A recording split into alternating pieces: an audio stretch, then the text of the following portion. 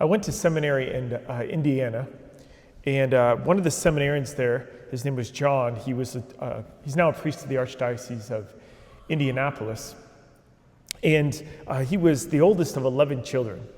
And I remember he would tell stories sometimes about his family, and they're very impressive.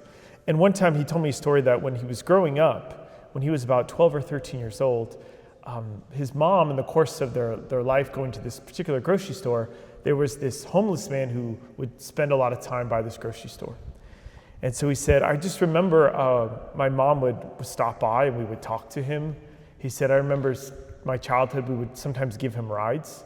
So we'd all be sitting in the minivan and he'd be in the minivan or like just going somewhere, you know. But I remember one story that really stuck with me. He said one day my mom was baking for just the family. And we were going to the grocery store and she had prepared blueberry muffins and she had baked them for this man. Like, I know we're gonna go to the grocery store and I know our friend might be there, so I want you to give them to him. And so he said when he got to this grocery store, he had to go find him. And when he found him, he said, oh, these are for you.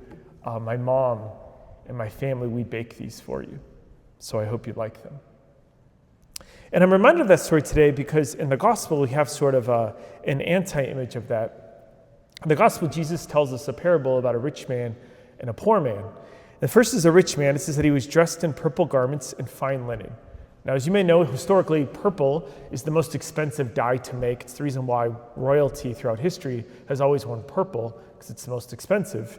And so perhaps this man also was part royalty, and he used to dine sumptuously each day. So for ancient people, they usually ate bread and fish if you were poor, and you ate that a lot. And then very, very occasionally, you got to have a feast. But it says that this rich man used to dine sumptuously every day. It's like he would have a feast every day. And then there was this poor man lying at his door named Lazarus. Now the irony here is that Lazarus in Hebrew comes from the word Eleazar, which means God has helped. That's what Lazarus' name means, God has helped. But the irony of that, of course, is that the rich man in the story does not help Lazarus. And it tells us that Lazarus was covered with sores, and that the dogs used to come and lick his sores. And that in the ancient world, dogs were not like cute animals. Ancient people didn't have dogs as animals. Dogs were basically like city vultures. They just roamed around and they ate dead or rotting things. That's what dogs were. So the fact that they would lick this man's wounds, Lazarus, his sores, means that this guy is in very, very bad shape. And yet, it says that he longed to eat anything from the rich man's table, even some of the scraps he would have been happy to eat. And then they both die, and the gospel says they have a reversal of fortune. The poor man dies. It doesn't even say whether he was buried. If you were very poor in the ancient world, you couldn't even get buried. But it says he was carried by angels to the bosom of Abraham. And the bosom of Abraham is basically of where the righteous dead went before Jesus had opened the gates of heaven. It's where Jews believe that the righteous went. And he gets comforted. And then the rich man dies, and he, of course, goes to a place of torment or to a place of hell. And then in this place, he sees Abraham, and he sees next to him, while he's in torment, Lazarus. And he says, Father Abraham, have pity on me, and send Lazarus to dip the tip of his finger in water and cool my tongue, for I am suffering torment in these flames. Now that's very interesting.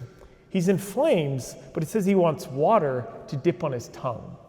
And it makes me think maybe his great sin was that he loved food so much. It made him blind to other people. And so his tongue is like burning in the netherworld. And so he's asking him to console him. The other interesting thing about it is that he knows his name is Lazarus. He knows, oh, that's the guy. And where was that guy in my life when I was on earth? The Bible says he would lay at his gate or his door every day. Every day, this rich man either walked by him or maybe he had to step over him to go home. Every day of his life, when he would go home, this man Lazarus was waiting there. And now he sees him in heaven, and he knows his name. Will you please send him to console me?" And Abraham says, "My child, remember that you received what was good during your lifetime, where Lazarus likewise received what was bad. But now he is comforted here, whereas you are tormented." And then he says, "There's now a great chasm separating him and from us." And this gospel story is very convicting. But one of the things it's saying to you and me is, as followers of Jesus, that there's a way that you and I can love money or gluttony or pleasure or comfort or luxury, that we become blind we become indifferent to the suffering of others, to those who are poor or suffering in some other way. Years ago, when I was a seminarian, we studied Spanish in Guatemala. And so on the weekends, we would travel to different places. And one weekend, we went to a little place called Monte Rico, which is like on the coast. And the American dollar was doing great compared to Guatemalan dollars. They're called quetzales. It was 12-to-1 ratio. So we were loaded. And everywhere we went, we were 100-aires, and it was very exciting. And so, we're going to go stay at this place, So we're going to drive to this, it's a pretty nice hotel lodgings in this city called Monte Rico. And as we're driving there, we are passing abject poverty, abject poverty. And as somebody's driving us, and it's just you're passing it, the gut of my stomach was like, how are we supposed to, go to this place? And there was just a clear divide. And the people in this world, it was as if they didn't see the people in this world. And they would just serve at their jobs, and they would just ignore the people who are in abject poverty. I thought, how is that possible? But the truth is, and it's what this gospel is teaching us through the rich man, is that's true for all of us. Is that through excessive comfort or luxury, we can just become blind to the suffering of others. And I just want to point this out. It's really shocking to say that the rich man goes to hell not for something that he did that was wrong. As far as we know, he didn't commit adultery, or he didn't commit apostasy or blasphemy. He didn't commit offenses against God. He didn't steal something that didn't belong to somebody else. He goes to hell not for something he did do. He goes to hell for something that he didn't do, which is he didn't take care of the man sitting at his front gate every day of his life.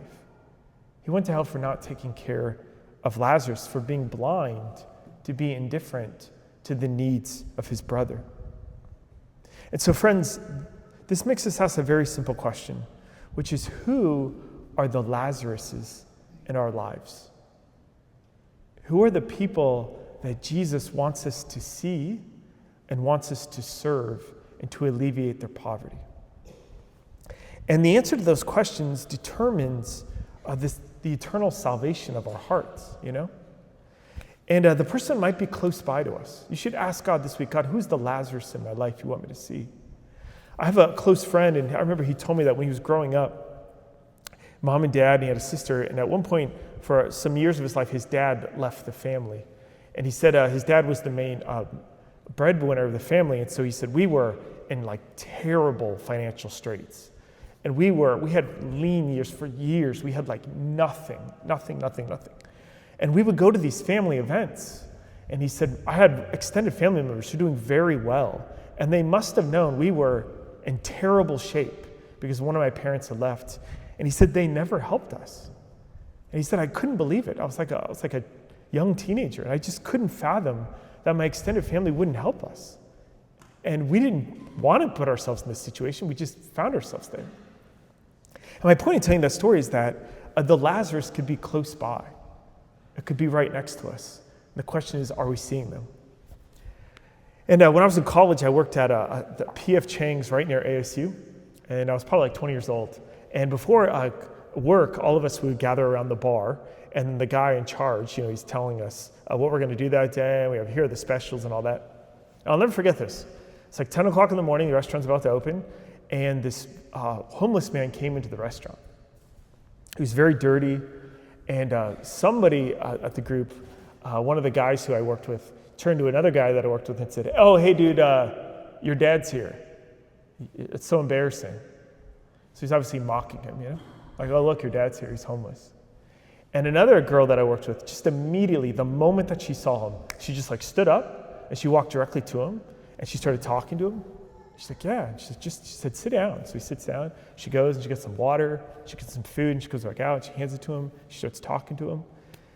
And it was so beautiful. It was so beautiful.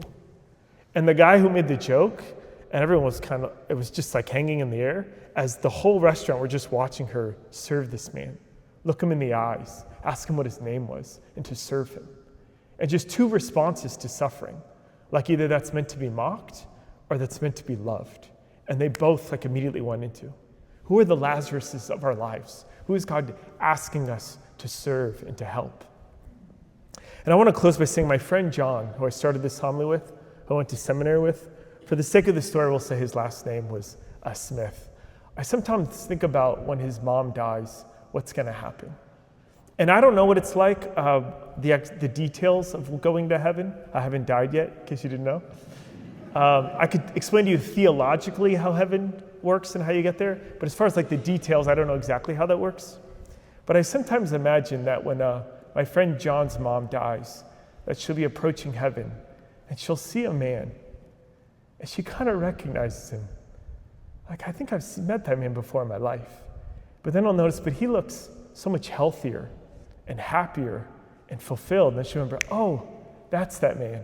And she'll recognize him because I imagine that he'll be standing there waiting for her and holding blueberry muffins.